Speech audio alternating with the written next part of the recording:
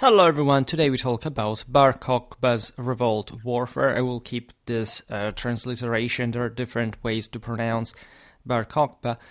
Recently, as you know, I made a video about the first Jewish revolt, or at least the first Roman Jewish war. The Jews revolted a lot of time before, already under different masters.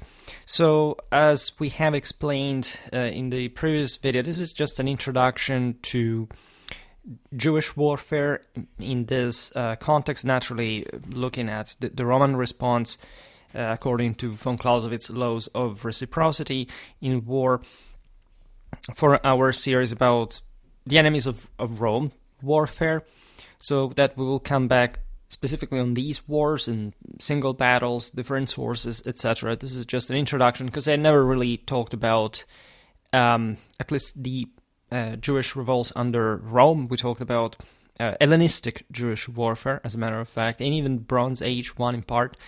So we are actually thickening the ranks of that playlist. For today, however, we remain compactly within this specific topic. We must, however, still bridge the gap between the end of the first Jewish revolt, because, as you know, there was technically in between another one that sometimes is not counted, the one of 115-17, before Kokhba's revolt. That, of course, explains also politically what was going on.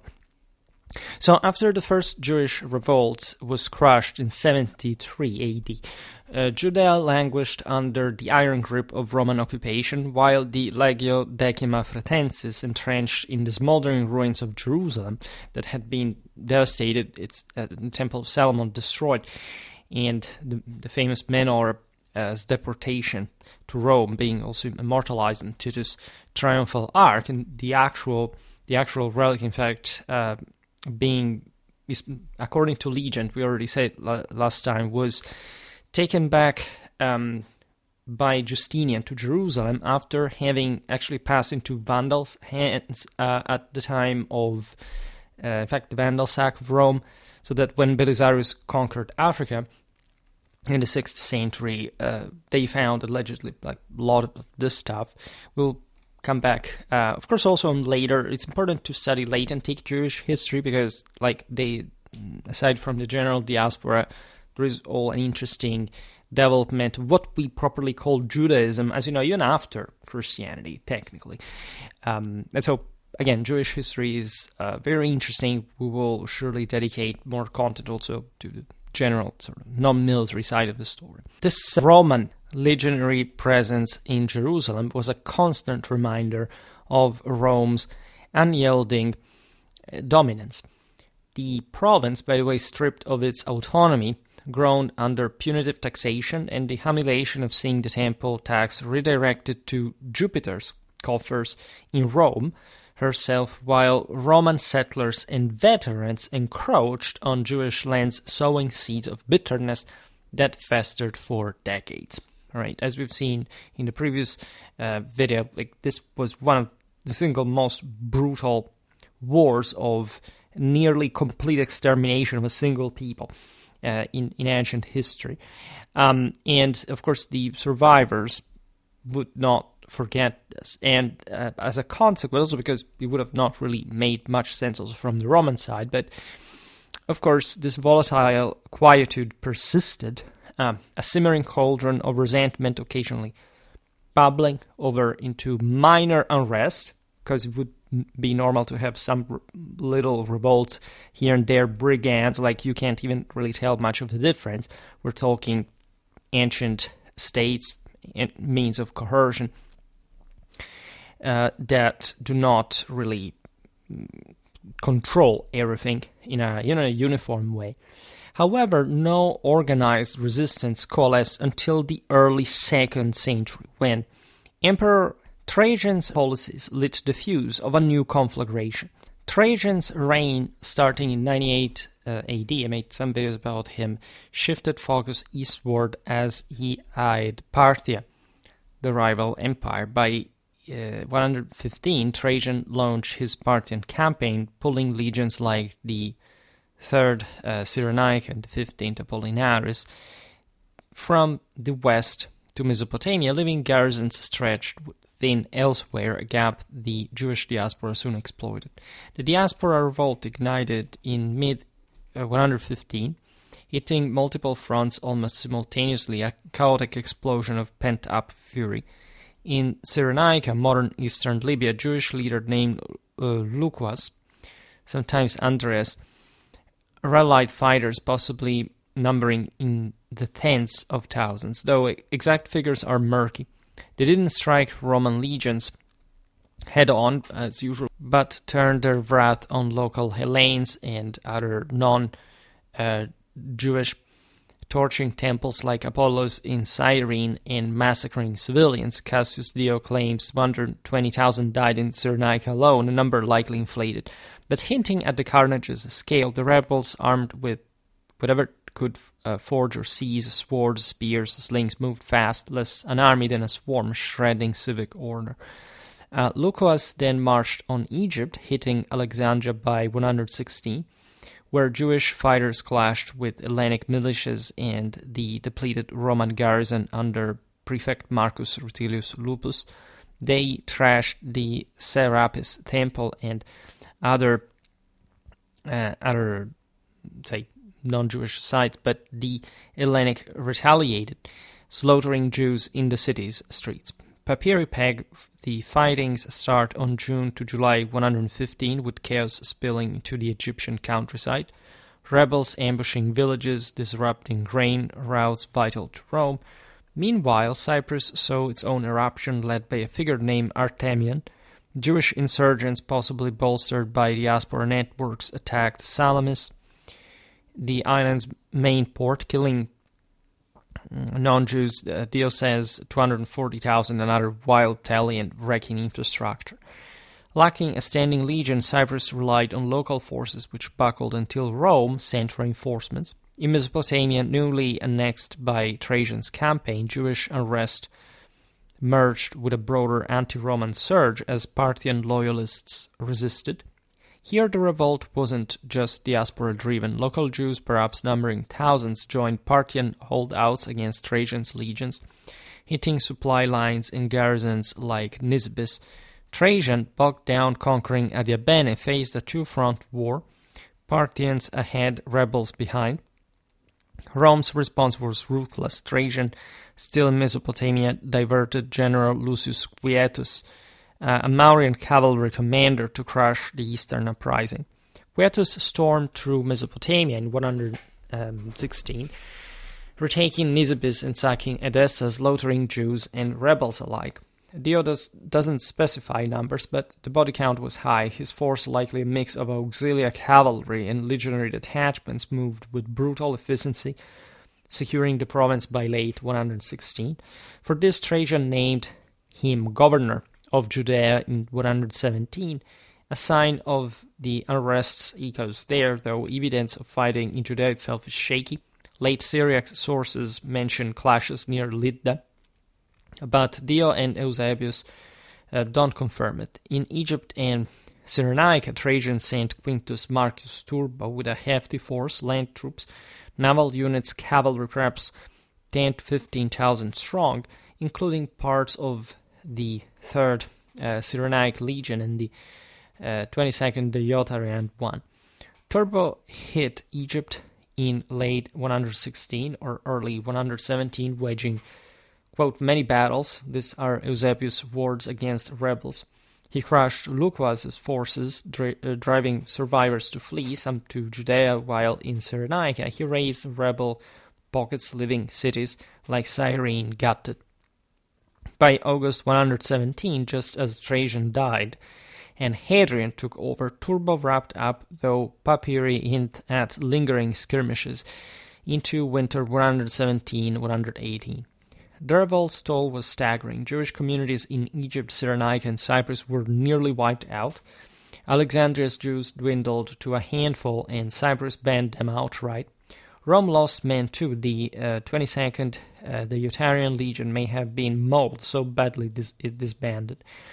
Militarily, the rebels relied on guerrilla tactics, raids, ambushes, improvised arms, lacking the cohesion to face legions in open battle.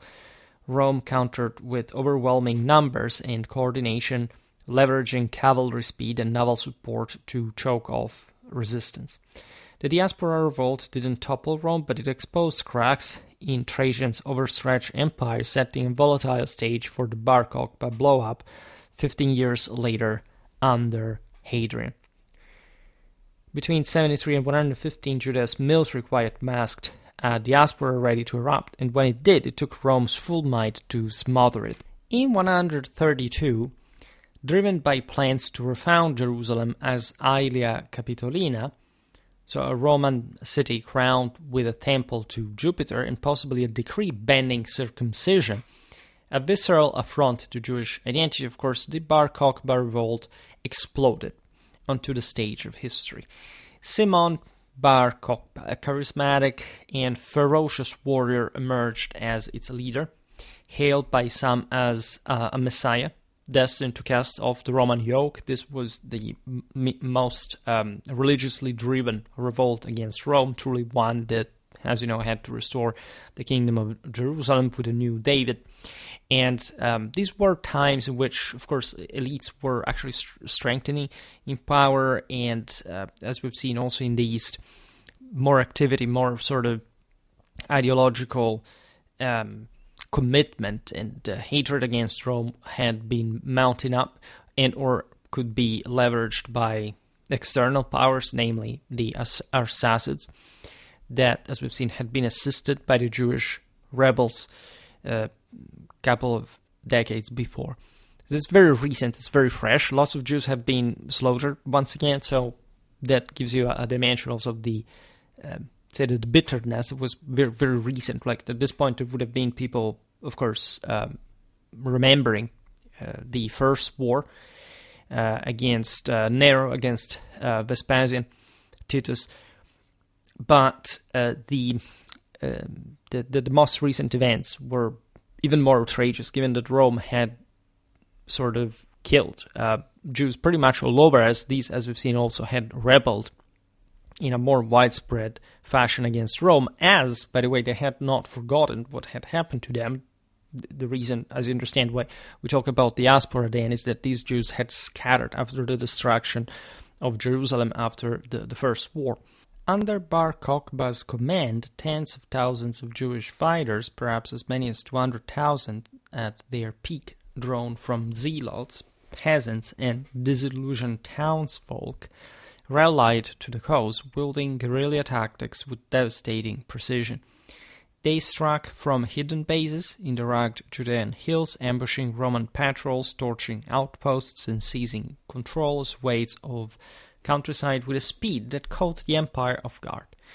Early victories were stunning. The rebels may have obliterated the 22nd, the Ioterian legion, that, as some legions that sort of disappear from the scene. We hypothesized before that the legion had already been disbanded by this point, but they may have, in fact, disappeared at this point, as it vanished from records. We're talking about that time more than 5,000 men. And for a fleeting moment, the rebels likely retook Jerusalem itself, minting coins stamped with defiant slogans of liberation and redemption. So a bold declaration of their reborn state, which again had its very specific messianic root. We understand, in fact, that they had enough power at a point in Judea to even, as we've seen, issue currency, like having some authoritative standard as a political territorial domination. Rome, however, of course, would not tolerate such insolence. Hadrian, enraged by the scale of the uprising, summoned Julius Severus, a seasoned general, from the distant frontiers of Britain, entrusting him with a military juggernaut unprecedented in its scope. Severus assembled a colossal force. Estimates suggest up to 12 legions or their detachments, numbering between 80 to 100,000 troops, which is insane, right? Drawn from garrisons across the empire, including the 10th Legion Fretensis, the 6th Ferrata, the 3rd Cyrenaica, the Third Gallica.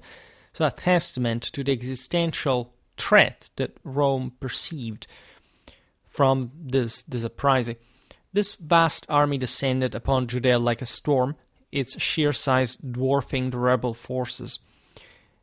Yet Severus, wary of the Jews' hit and run ferocity, eschewed reckless frontal assaults. You'll understand now better what happened tactically, strategically. We said before that it's possible that as many as 200,000 joined Bar Kokhba's revolt in some form of fighting capacity. But, of course, their more solid, expandable forces in positive terms were much less. We already discussed this in the video about the First Roman-Jewish War, because this country had been occupied, demilitarized, ravaged, destroyed. So if they hadn't had a permanent professional army, like the Roman one, which was absolutely normal given the size of Judea, but especially the relation with Rome as a subject, client, and then eventually again a rebel enemy, that could have not happened in the first place. So of course Jewish capacities were very limited. Regardless, as we've seen, they knew how to spend them particularly well, as the guerrilla had already proven. Thus, the same Severus waged a methodical war of attrition himself, a relentless campaign to grind the rebellion into dust, so to bleed the enemy white. Roman legions fanned out across the province, encircling rebel strongholds, which had been, of course, like a general measure against any enemy, you would argue, but already very much experienced in the first war, severing supply lines and turning the Judean landscape into a killing ground, de facto, because at that point they couldn't really escape anywhere. Every stronghold was surrounded. They couldn't support one another, so essentially eliminating their network of strategic potential. The rebels, undeterred, however, retreated to a network of fortified caves and hilltop bastions, their resistance growing ever more desperate but no less fierce. Right? It makes you think about how hegemonic forces in the region would essentially chase this guerrilla that would end up fighting in tunnels, right? So just a bit like today, paradoxically, with the Jews and Hamas, for example. So in many ways, there is a parallelism in there when, in fact, there is an enemy that is conventionally too strong to the point you can't simply take him on head on, basically. And so Bar Kokhba himself directed operations, managing this from Bethar, that was a formidable fortress southwest of Jerusalem, its walls bristling with defenders who swore to fight to the last breath.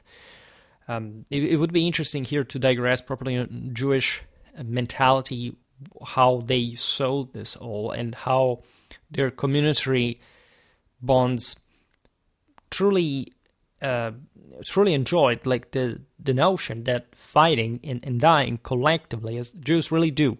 The Jews have this very, interesting, straightforward mentality as far as, I don't know, if there is a way to get out, everybody has to do so. Otherwise, we don't leave anyone behind. We prefer to die with them.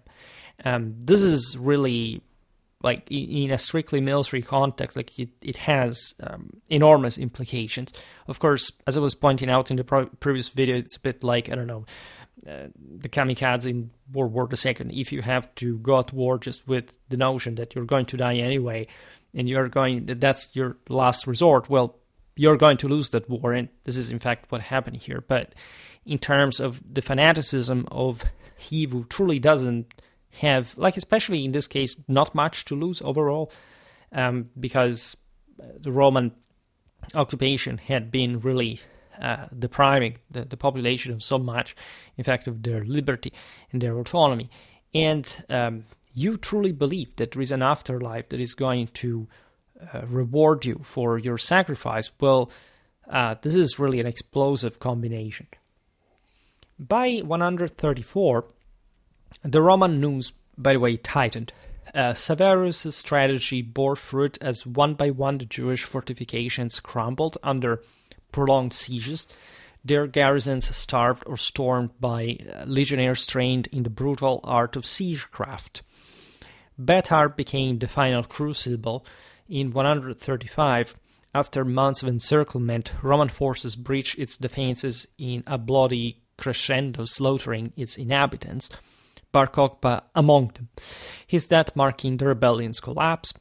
It's Masada-like, just to leave up to the legacy, even though that had been a collective suicide. In the final act, the outcome is similar anyway. In fact, the aftermath was a holocaust of destruction. Roman troops razed over 50 fortified towns and nearly 1,000 villages, their swords reaping a harvest of death that Cassius Dio later numbered at 580,000 Jewish lives, which makes you think, like, considering all these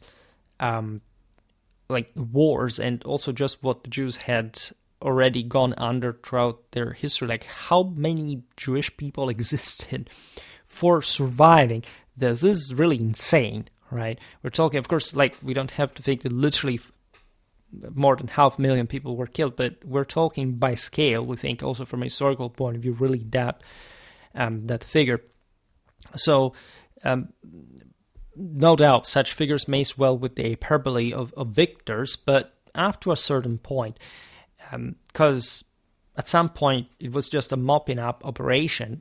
There wasn't much of an army there to wipe out, and it's not like you can survive in tunnels forever, right? So there was, by this point, also a pretty vindicative Roman mindset against this hyper-rebellious population that they had already humiliated. But this is really what the Romans couldn't conceive. Like, they said, okay, we arrive as Romans, we fight you, and you decide to fight to the end, it's fine. That's what everybody does.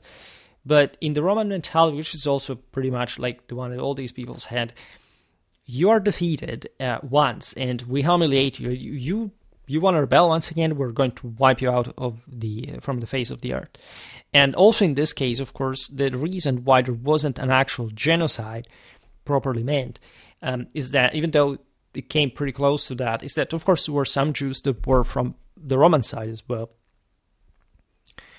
And that, again, in a more strictly political history, we will surely discuss in our Roman history videos. Now, survivors faced enslavement or flight, once again, scattering into the desert or beyond the empire's reach. Their caves later unearthed with letters and bones. It's a very interesting archaeology of Bar Kokhba's revolt. If you visit Israel, you will have a lot of museums and sites, again, that are dedicated and witnessing to the event, bearing silent witness, in fact, to their this people's defiance and despair. Rome's losses too were staggering, actually. Whispers persist that the famous 9th Legion Hispana dissolved amid the carnage, its eagle lost to history. I refuse myself to make a video about the 9th Legion because of all the sort of pseudo-history that has made up around this. It's more likely for it to have been lost in the East. For sure, there is all the sort of 19th century, British branch of the story, because at some point, like, hey, we are in the age of romanticism and nationalism, so if those damn Germans had battled Teutoburg Forest, in which they took out 3 legions, at least, Britain must have had one. It's not to say, by the way, that the Britons weren't given hell to the Romans to a degree, but again, the historical notion that, okay, that's where it disappeared, it's zero. But I mean, literally zero. And it's not even in theory, it could have not been, but just, history is based on actual evidence. If there is no such thing like that, not even indirectly, like, the point is, what the hell are we even talking about? Yes, there are notions, again, of, losses from the Roman side, etc. There's no doubt in different theaters, but again, also the notion that the Romans would have to mask this story for some reason doesn't make much sense. I mean, if you're versed in Roman history, you know that the same battle, Teutoburg Forest, was likely a bit say, not necessarily overly exaggerated because it was a big deal and it surely was a historical thing and important, but let's say that it was very well publicized by a senatorial historiography that was always there, that was not interested in Germany, and didn't really give a damn about expanding up to there, which was in part, well, it's debatable whether it was, it was more like a political rather than a strategical notion there, moving, or a pre-strategical notion rather than, in fact, stemming from, in fact, the difficulties that a Roman Germany would have produced. But I mean, the sense that you can't flip what this terrible classical propaganda that nobody really understands where it would be really in practice, especially considering what history has always been historically, which is literally, like, we know, like, what is propaganda and what not, and propaganda is a very good thing. I mean, regardless of the content that can be vehiculated, can be, in fact, also a right one. The question is, propaganda is a very intelligent instrument that you should use to support your side, and we recognize that historically in the sources, right? This internet subculture that would like to make you believe that basically historians are a bunch of imbeciles that are subject to the influence of classical historiographers, propaganda, and common people are actually instead aware of the truth, and all this garbage is literally the ultimate fourth estate psychosis that unfortunately we have fed the masses with since, in fact, the 19th century. But I will not talk about this again. Now, what is interesting for us is that, in this case, Judea emerged from the crucible a shattered land, its population decimated, its name erased by Hadrian's decree by renaming it Syria Palestina, which of course was named after the Philistines that, as you know, were historically just some invaders, sea people, like were basically Europeans that, as you well know from David and Goliath episode alone, and just all the wars against this populations represented a bit the alter ego, the enemies of the Jews. There are lots of very interesting sort of anthropological as well as military considerations one could draw from different cultures' warfare just by reading the Old Testament. I mean, the Old Testament, if you really want to start studying military historical sources, you must read the Bible. There is no doubt about this. The Old Testament is such a precious source for ancient warfare, which is also, by the way, in this case, the reason why Palestine is called Palestine. I mean, the Romans called Judea, Palestina, exactly essentially to annoy what had remained of the Jews, and hence, so when we talk about medieval history, the Crusaders, 1099 conquered Jerusalem in Palestine, right? And I remember once on a Facebook group that you have always these geniuses that, speaking of average person subculture, that, I don't remember even what kind of Schwerpunkt video I was posting. In the description, I was talking about medieval Palestine or something, and this guy emerged as if, by using the term Palestine, of course not knowing the story, why, of course, this was an insult to the Jews who thought that, I don't know, if you say Palestine for the region, say in medieval times, you're basically a pro-Hamas or anti-Israel proponent of some sort. I mean, the level of cultural inferiority here is really staggering, right? Not even knowing the basic history of even the same Jewish people as such, for knowing what happened to them after Bar Kokhba's revolt with the renaming of their land as Palestine. It, in fact, doesn't change an inch the absolutely green light that we're giving them for exterminating those motherfuckers in Gaza, that are, by the way, too dumb to know that they actually descend from the Jews as well. Getting a bit more into the technicalities of Jewish warfare at this point. So again, Simon Bar Kokhba, Shimon ben Kokhba, you can call him whenever you like here.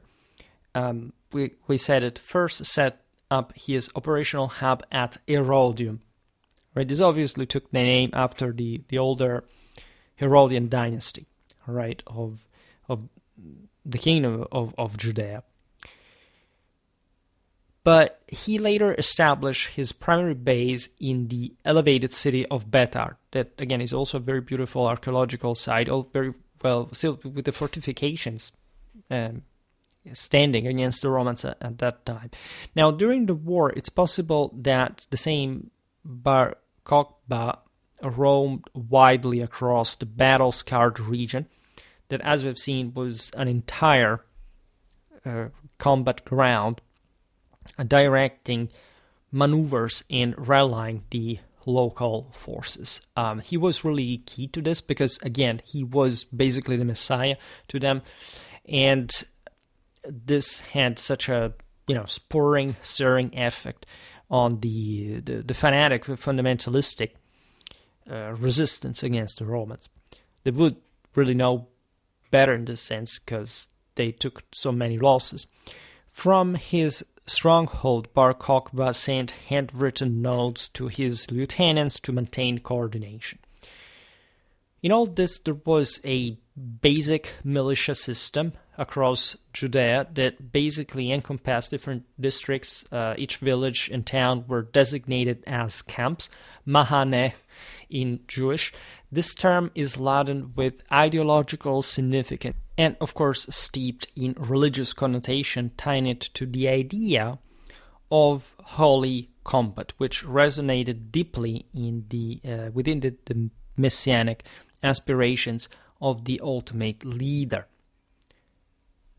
It's, again, difficult to enter this mindset. I will surely make something about Jewish religion, say the rise and fall of the ancient Jewish civilization, which was steeped, in, as you very well know, in the concept of God, Lord of battles, and more.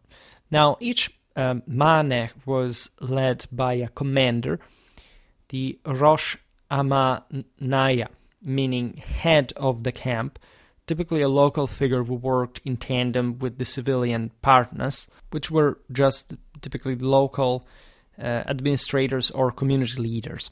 So basically the Rosh Hamanaya was a provisional martial leader that had to cooperate, of course, with the local one. They would have been from the same place in order to organize, for example, supplies gathering, like just establishing a minimal security system, like, I don't know, watches to guard the camps, the village, and just knowing how to act collectively to support the resistance to Rome.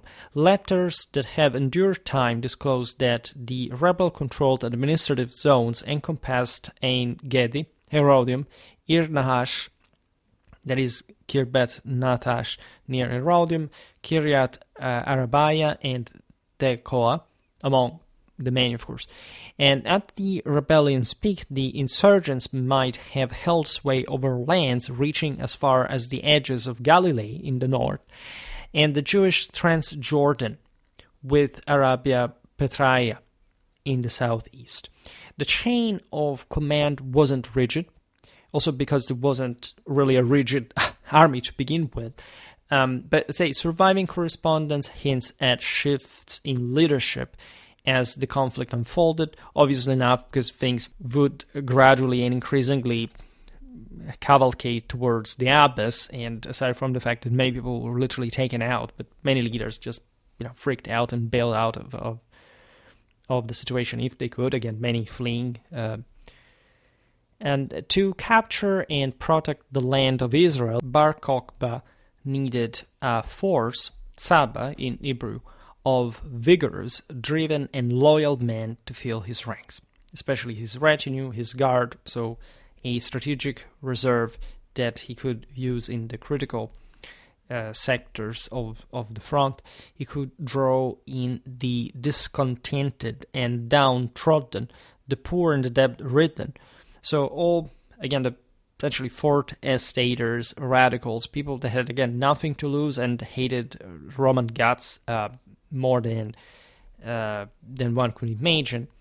And in fact, those barely scraping by under Roman rule in Judea, so simply being determined to take their stand or die, because it was better for them, in their opinion.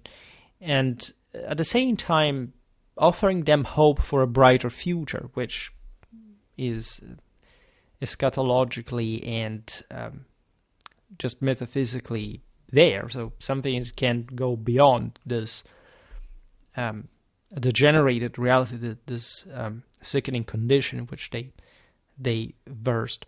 Above all, he insisted that every soldier be Jewish. That was, of course, an important prerequisite. As we've seen in the first war, there had been external forces as well. And of course, in many ways, this was since Jews would fight for their Messiah. According to Jewish texts, Akiba had either 12,000 pairs, that is to say 24,000, possibly 48,000 students at his rabbinical school in Bene Berak. Figures that these sources likely exaggerate, many of whom may have enlisted in the struggle. Akiba was a bit like the rabbinic legitimizing force behind Bar Kokhba. He had been the one declaring him the Messiah, right, on a theological basis, tying the rebellion to the divine mission. And the phrase "a star," because that's what Kokhba means, right, will rise from Jacob after Numbers 24:17, became in fact his rallying cry, renaming Ben Kokhba as Bar Kokhba, son of the star, to cast him as the prophesied. By the way, when the war was over, Akiba didn't escape Rome's wrath. After Bethar's fall, Hadrian banned Torah study, and Akiba defied it, teaching publicly. So arrested, he was executed, flayed alive with iron combs, per the Talmud, Berakot 61b, dying with the Shema on his lips, a martyr at around 85 years of age. And in fact, it's really his death that marked the revolt sort of spiritual grim end. But his legacy as a sage who bridged scholarship and rebellion to endure, cementing him as a symbol of resistance and resilience. Right? He was a bit like the engine of this, not the general, but everything was very closely knit. Now, as the uprising swelled, volunteers flocked from outside the area, including Galilee, the adjacent Roman province of Arabia Petraea and Nabatea, eager to join the fight. Yet not all who came to liberate Israel spoke the land's native tongues, essentially Hebrew, Aramaic. In one letter to Bar Kokhba, a Nabatean named Sumaius grumbles that he is forced to write in Hellenic since he cannot, quote, write in Hebrew letters himself. Like, this is Yadim 52. And this would have been really typical. We talked about, say, the Eastern Roman provinces at this point, and so the Hellenistic Levant, the Greek Koine existing, gluing these peoples that were technically Semitic, and so they actually spoke similar languages, but they had also different systems of reference, and they wouldn't, in fact, be the same. Bar Kokhba may have considered enlisting Christians as well, which makes sense, at least to the degree some sects were largely, not entirely and precisely separated. After all, Jesus was a Jew by birth, and so but they concluded this wasn't their cause, already having their own Messiah, and so they largely bailed out of this. A contemporary report from Justin, so that I also made a video on, and that I was about to remember you, because there is the full endorsement to the Roman Empire military, right? The notion, again, that the Christians were against the empire is complete nonsense. They just wanted the empire to become Christian, not to end. For all the reasons we explained in terms of the doctrine of the two natures, why there must be an empire on earth that is not quite God, but it derives its power from God, and something that the Jews at large, aside from these revolts that were quite ferocious, had sort of accepted in their legal customs across the Mediterranean. Now, this Justin's information is relayed by Eusebius, and it basically mourns that the rebel chief demanded Christians, quote, be punished severely if they did not deny Jesus as the Messiah and blaspheme him. Right, this is Church History 484. This also suggests that non-Jewish locals could be pressed into service in the rebel ranks against their will, right? This is also normal, right? Especially if at some point the rebels took over Jerusalem and local government, this was feasible. Besides, as we've seen, there already were people, surely there were Christians at some point here fighting, maybe in a negligible quantity, but still against Rome. Nevertheless, the steadfastness of Bar Kokhba's troops is never doubted in the records. The Midrash Lamentations recounts, quote, there were two brothers in Kefar Aruba who did not allow any Romans to pass there. Essentially, Jewish sacred writings preserve epic stories of how Bar Kokhba gauged his men's bravery and might. Those nearest to him at Bethar's fortress severed a finger to prove their dedication. This is also fascinating because self-mutilatory practices were actually proper of different initiation rites of ancient war bands in the name of God. Naturally, it's debatable whether this thing in particular really happened, especially considering we're talking warriors, and that, say, there are other ways to test your dedication without depriving yourself of a finger, but in some ways it could still reflect the notion that not even like about the bodily material dimension has any relevance in front of God, and so the dedication to the Messiah. In fact, horrified by these self-mutilations, the sages confronted the saint Bar Kokhba, asking, because it was all an inter-Jewish debate about this in the meanwhile, quote, how long will you continue to make the men of Israel blemished? And he, Bar Kokhba, replied, quote, how else shall they be tested? And they responded, let anyone who cannot uproot a cedar from Lebanon while riding a horse be refused enrollment in your army. And so the rabbi's answer here is provocative because it's basically absurd. Like a cedar of Lebanon was a massive deep-rooted tree, and uprooting it on horseback is a feat of superhuman strength and skill. So it's likely a rhetorical jab meant to critique Bar Kokhba's extremism by suggesting an impossible standard or perhaps a legendary embellishment to match his larger-than-life image. And by the way, the Jerusalem Talmud says so he had 200,000 of, say, the first and 200,000 of the latter kind of soldiers. But anyhow, and so the claimed tally of soldiers totaling from this 400,000, if the Talmud is taken at face value, of course, seems vastly overstated for Judea's limited resources, right? Just a fairly small country, and especially, again, one that could not ever sustain something like 400,000 fighters at a time, likely just, a few tens of thousands with some important capacity. But considering it was mostly guerrilla warfare, of course, if you consider the able-bodied males that could at some point take up arms against the Romans, they wouldn't know who was who there because they were everywhere, as we've seen.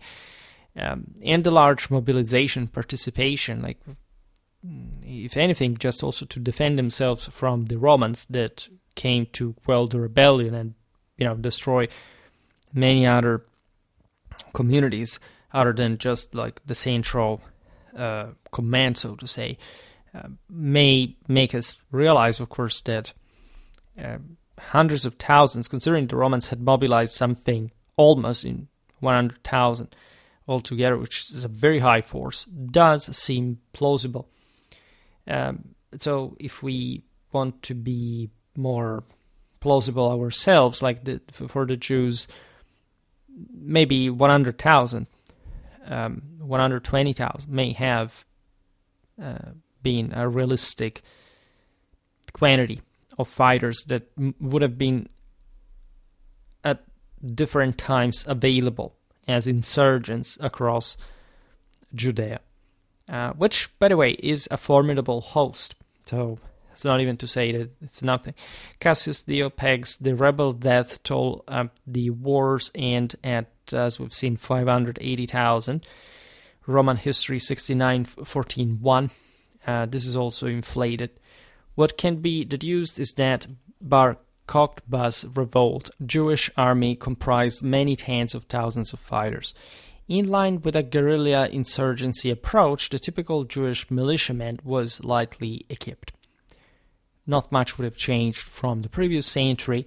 The entire purpose here was hitting and running in raids, strikes, and so the average fighter would have been clad in a short tunic of homespun wool or linen, adequate to the local weather. He may have fought with or without body armor. That, of course, was available for just a minority of the troops. This depends, of course, on the individual's resources.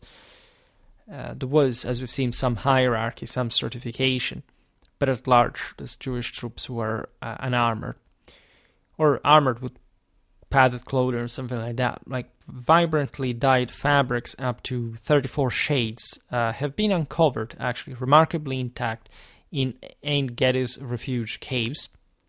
And these tunics were basic, right? 2 rectangular woven sheets sewn at the shoulders with a head slit. Often they bore a contrasting stripe from shoulder to knee on both the left and right sides, and they could be changed with a belt at the waist or left loose. When you look at weaponry, we observe it also in the other video. The rebels may have forged clandestinely them in local workshops. Cassius Dio openly states this. As the war went on, however, equipment seized from Roman forces also began to enhance or even supplant the original kit of Bar Kokhba's fighters. Of course, such weapons would have already been available there even before the war, like some brigands, some, again, mobster, etc., would have managed to smuggle some Roman weaponry, even maybe from same, I don't know, auxiliaries, even from, it depends on how the Romans really locally drew their equipment from, because we have this sense that, I don't know, Marius arrives and, you know, the Roman state starts throwing equipment at legionaries. This is actually not how it happened. They were mostly just locally supplied, and then in case of need, there was a more central supplement of arms and armor. There's also to say, of course, that as the Romans arrived, they began to slaughter, to exterminate. So, of course, even when war is the most powerful hybridizers of culture, it's also its more potential destroyer. So, claiming just to have Roman weaponry because you're fighting this terrible war. And of course, the Romans have suffered losses in all of it, but it's just like an obvious consequence of the war. Digging at Beta revealed a rectangular scale with a rounded end, hinting it belonged to a suit of scale armor known as the Roman lorica plumata or squamata. This piece had a solitary hole at its top and pairs of holes along the right, left, and bottom sides. In the Judean desert, archaeologists uncovered a full segment of scale armor made up of 4 rows, each containing 6 overlapping scales. One scale had a rebel coin melted into it, firmly linking it to this era. because how did it end there in the first place? Like in the cave of the spear, located in the Wadi Marazza, that is essentially north of Ein Gedi, researchers found a thin rectangular copper plate measuring essentially 2.5 centimeters by 1.5, with 2 holes punched into its upper corners. A similar find turned up in the Teomin cave on the lower reaches of the Judean mountains. For protection, a fighter might wield a shield featuring a central boss and a hand grip. A piece of wooden plank shield was discovered in a refuge cave. Again, all pretty standard equipment at large. Of course, we get better, if anything, just the sort of most developed stuff, or something that, in fact, less frequently has particularly preserved itself in odd conditions. But the latter, for example, is, in fact, it's not really a frequent one, as organic material, as you know, tends to rot away. But in sort of semi-desertic climate, the weather is dry enough for preserving such material like wood, papyrus, etc. And the fragment is a single plank measuring 8 centimeters by 3. It has a sharp, angled top edge, suggesting the full shield was shaped as a hexagon, oval, or circle. By the way, also in the various coins representing the defeats of the Jews against Rome, you do find this kind of variety, which is quite interesting. We've seen that in the previous war. There had been surely troops coming even from continental Europe, right, among the Thracians, the Germans, the Gauls. A row of tiny holes along the top points to a stitched leather border attached to safeguard the buckler's edge.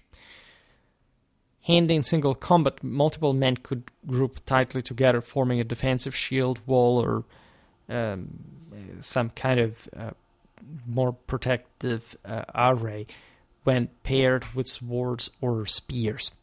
Right. The function of a shield is basically just protective against projectiles, etc. Most Jewish forces would have been called, like in Hellenistic times, tureophoroi, right, for this very light kind of way of fighting that, however, still could essentially get to close combat. An oval shield of sort, and basically almost no armor, and some javelins, spears. This is basically it. It's really the case of most European and Mediterranean fighters, regardless of the background. A determined rebel might grab a stone from the ground and hurl it, which is also like a basic guerrilla combat style. After all, the new David had to know how to operate a sling. To boost his range and precision, in fact, the sling was the best option. And slingshots did hurt a lot. They were also pretty good anti-armor weapons at large, considering the pretty low cost. Naturally, the slingers themselves would have been incredibly exposed, vulnerable forces, because again, if you have to just fight with that, it's not going to be funny at all. So most of them just had to hit and get the hell out of the way. Obviously, even a Roman legionnaire, fully armored, like in heavy gear, etc., could use a sling, and would know how to, by the way. However, the choice of the sling means just that you can't basically fight with anything more impact, going out there, like closing the gap, the distance with an enemy, especially a bigger, heavily armored one.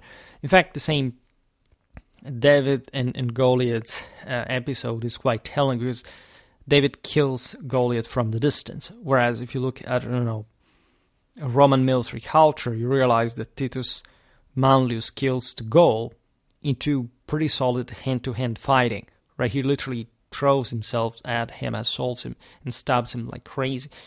So it's definitely a different mentality as well, a different clash of cultures and religious models even. In any case, the sling remained an easy weapon to craft and wield. especially really didn't cost much. And many Jews would have also known how to use the sling in general. Some of them were shepherds, and again, we do not know about any specifically advanced sort of Jewish sling culture. Military-wise, however, again, was such a common weapon all across the Mediterranean. This sling consisted essentially of two lengths of twine tied to a small cradle or pouch that held the projectile, be it a pebble, stone, or a molded shot of clay or lead. The latter was incredibly dangerous. The clay, lead, as you know, just why you would use them as projectiles. Still today, at least, clay is used also as anti-projectile armor in different tasks underneath the jacket. So these are good choices. They can also say pierce through armor in order to create damage underneath just because of the blunt force. The slinger slipped a finger through a loop at one cord's end, while the thumb and forefinger gripped a tab at the other cord's end. The sling was thus whirled in an arc several times, and the tab was let go just at the right instant. Its potency shines in the Old Testament. In fact, if you read about David's episode, you have, quote, David put his hand in his bag and took out a stone, slung it, and struck the Philistine on his forehead, felling Goliath. 1 Samuel 17:48-49. The sling's brilliance lay in its simplicity. It could be made cheaply from common materials, and its ease of mastery. A soldier could become skilled after just a few hours of practice. A group perched on high ground, armed with slings and stones, could ambush a Roman column marching in the valley below and vanish before the foe could strike back. We, of course, don't have to think that the Romans were just like heavy legionnaires that stayed there to be bombarded with stones. On the contrary, we know, of course, not just the auxiliary component, but even just the legionary element would have been adaptable. We know that to lighter kind of combat, we will see it better in other videos. In any case, the problem is, again, there is no way to simply knock out the Romans that easily. You can't, say, in individual terms, think you can get away with the world picture, but say by throwing a sling and running away, but how military relevant is that going to be? Right. What matters the most is collective action. And even if you found yourself in this situation, the Romans are not simply walking there with a detachment of heavy infantry only. There will have been horsemen, other missiles, by the way, that could counter the Jewish forces. And if you were caught out there in the open, it was difficult to simply get away from it. So you can escape, yes, but it's not like you're existing in a vacuum. There are communities that are going to support you. The Romans know what's happening around, so it's never easy to operate. And these attacks, these ambushes, are sometimes very effective, sometimes very useful and successful. However, others aren't, and at large the Jews get massacred by the Romans that, as we've seen with Severus, had fully accepted this guerrilla logic, and they were basically into an attritional fight, showing, by the way, how Rome was, not just got it, as always, but had the capacities to counter that specific type of fighting. So this is, again, incredibly important. A range of bladed weapons was, of course, in use, bows and arrows.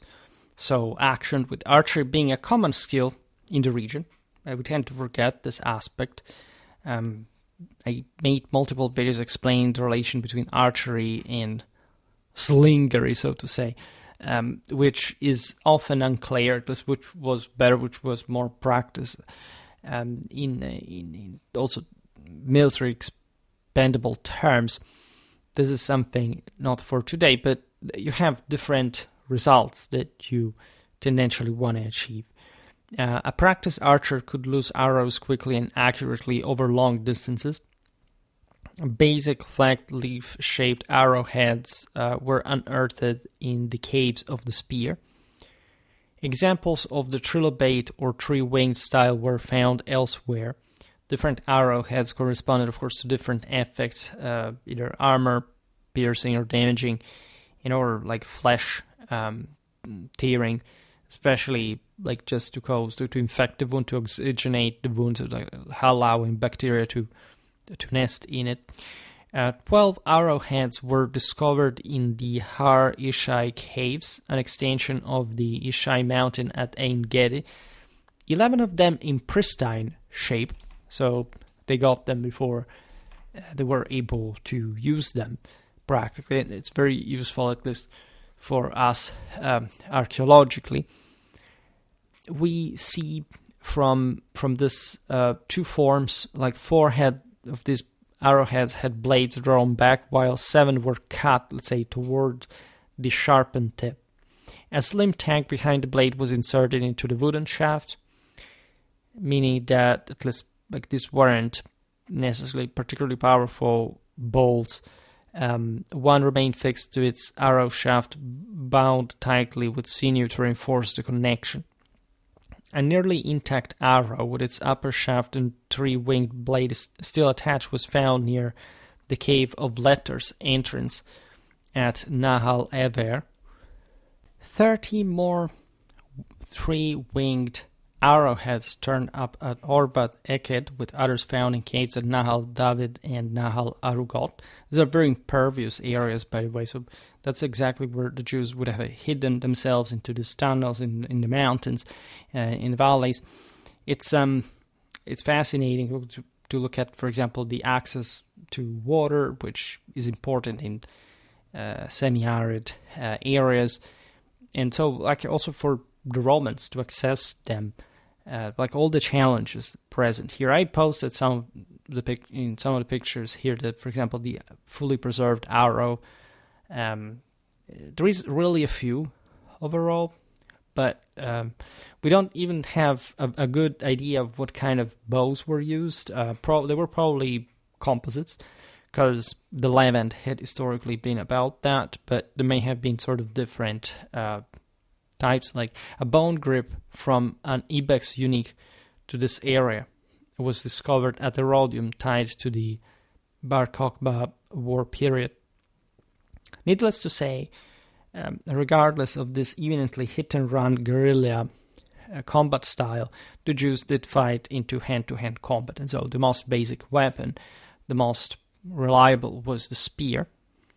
That could be itself just used as a projectile at foes tens of meters off, or used in fact to thrust or slash in a close fighting as well. There isn't really much of a difference. Some types would have been tendentially more cut, let's say, for throwing design, others for hand-to-hand combat, but it's what I was saying before regarding the sort of Tureophoros concept. I also made a video about Jewish Tureophoroi from earlier centuries. They would have not really changed much at this point. Bronze and iron spear blades were found in the caves of the spear. In fact, there are many examples discovered there. They differed in length, of course, with shape, mostly featuring flat leaf-shaped blades, however, which suggests relatively sort of non-anti-armor capacity. Of course, there would have been, but they were less frequent. They mostly tended to be used against the type of enemy that would have also been more typically in Judea. There, again, there would have been some violence. Troops were not particularly armored, so the idea of a mostly cutting weapon rather than a piercing anti-armor, especially one, is kind of the most obvious. And again, the Romans themselves would have fought perhaps also with lighter gear in these contexts. These are still weapons. You can't kill people regardless of armor, or at least not everything is covered in armor. Much is said about the Crusade era, about this kind of lighter bias that the Crusaders would have had. compared to their European warfare when fighting in the Holy Land, in part for also environmental reasons, like greater heat at large, and so the necessity of something less physically demanding. Nevertheless, it's largely plausible. If anything, this is mostly a guerrilla context, right? So imagine terrorist attacks, any kind of also suicide attacks that were aimed at inflicting losses, as we've seen in this very fanatically sort of diamond-driven fashion.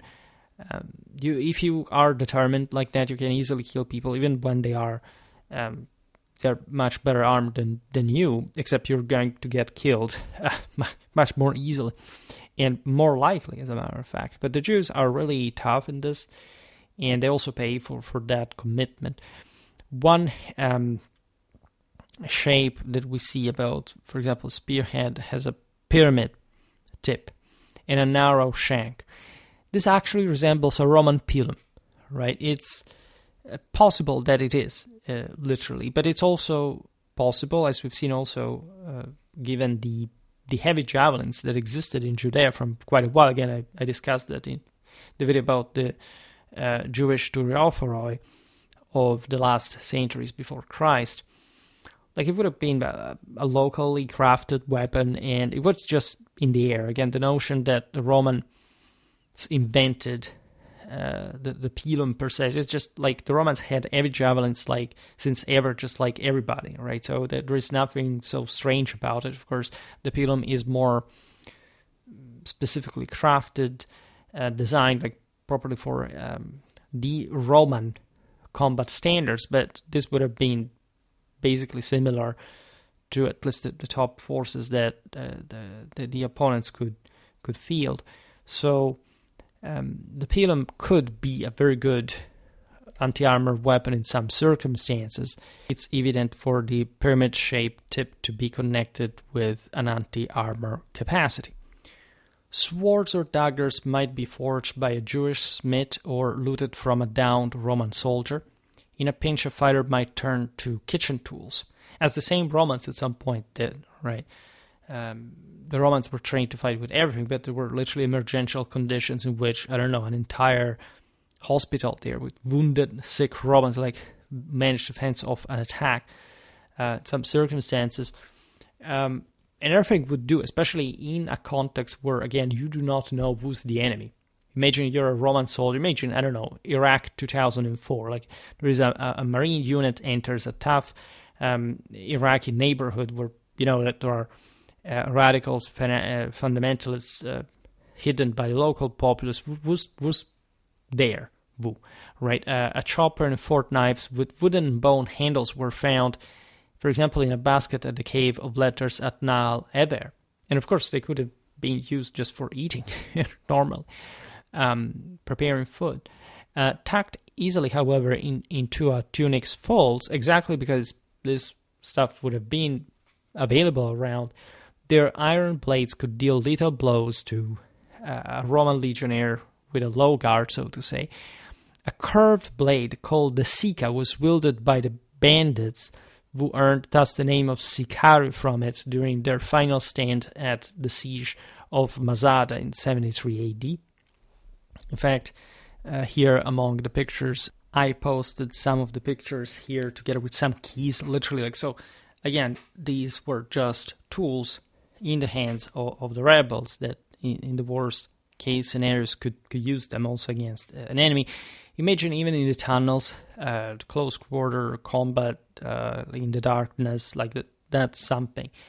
And by the way, if you are a lightly equipped Jew that has to take on like a heavily armored Roman legionnaire, actually your best chances, rather than fleeing, if you really want to kill the guy, is to wrestle with him so close, in so closely, to literally bypass the gladius and sort of remain grappled around the guy and trying to stab him in the part that are not armored.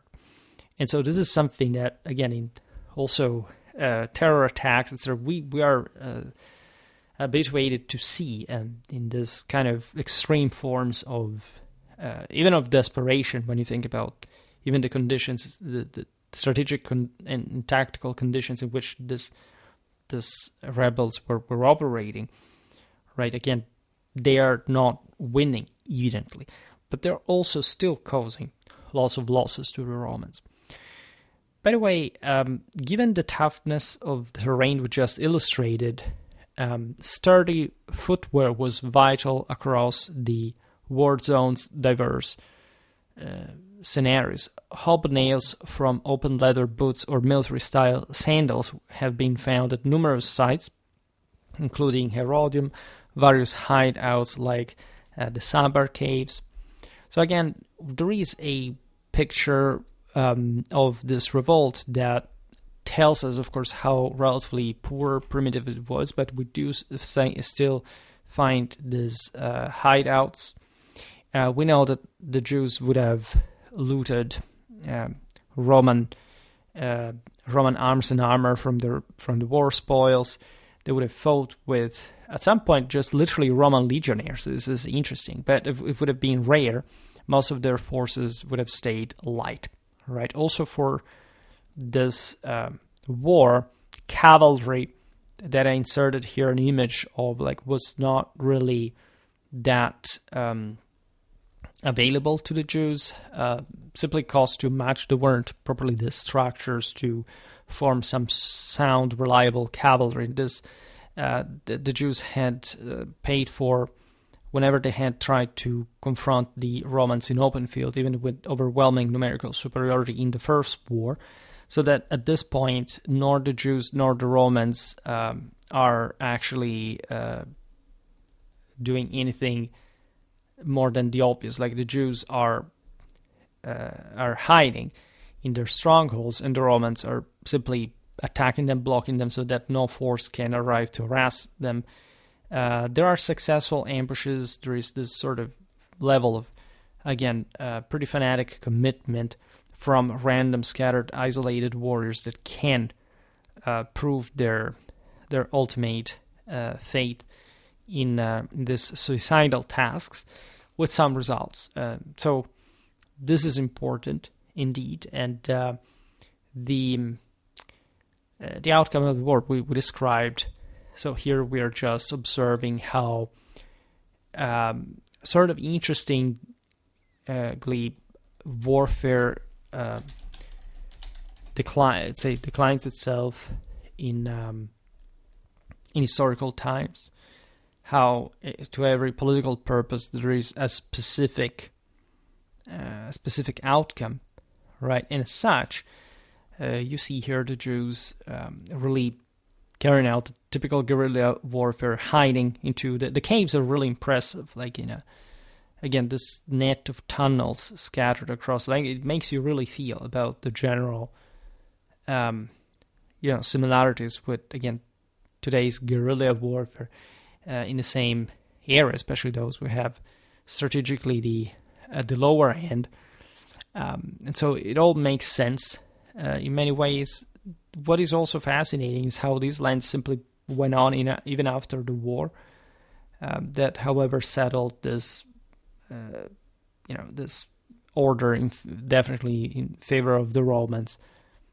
And it's not like there wouldn't be other revolts, but let's say the capacity of the Jews to simply rally, as a people against this or that domination at this point in this era is strongly vanished. It's something which they unfortunately spent entirely against the Romans, just failing. And so there is further diaspora, and there is further sense of powerlessness considering the odds. In any case, this was it. Again, we will talk more about Jewish warfare because it's interesting. There is actually more than it seems, regardless of the scarce traces that, as you can see, exist from an archaeological point of view, especially of arms and armor. But at some point we will analyze this from a strategical point of view as well. That should be interesting. We'll see single engagements, or at least some kind of more in-depth analysis of certain aspects of the art of war involved here, especially also like the international situation. Why did the Jews rebel at this point? What was their connection, for example, with Parthia, with Roman expansion? As we've seen, the diaspora revolt was occurring at a time in which the Parthians were invaded and conquered, as a matter of fact, by Romans, and had basically subjugated the Jews to attack the same Roman rear lines, while the Roman military, the legions, were fully committed in Mesopotamia. So that made sense, and you see how that ended up as well across the entire Levant, which also shows how sort of scattered the Jews had been after, especially the first war against Rome. In any case, again, there is so much, especially about Jewish spirituality, tying to this and holy war, etc. Messianic views. Bar Kokhba's figure is very fascinating as well. Today we just gave this introductive information about the warfare of the era. For today, however, I stop it here. I just hope that you enjoyed this video. If you did, please share it. Otherwise, leave a like or subscribe to my channel if you're interested in my upcoming content. As always, I thank you heartily for listening to me. I wish you a nice time and see you next time. Bye.